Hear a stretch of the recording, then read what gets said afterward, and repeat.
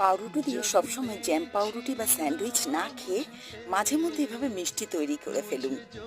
পাউরুটিগুলিকে টুকরো করে গ্রাইন্ডারে গুঁড়ো করে নিয়ে একটা জায়গায় রেখে দিন আর সাইডে শিরা করে নিন। 1 কাপ চিনি দিয়ে তার সাথে 1.5 কাপ জল, সাথে একটু এলাচ আর সামান্য একটু রং দিয়ে চিনিটা হোক, রঙের বদলে আপনি জাফরানও দিতে পারেন।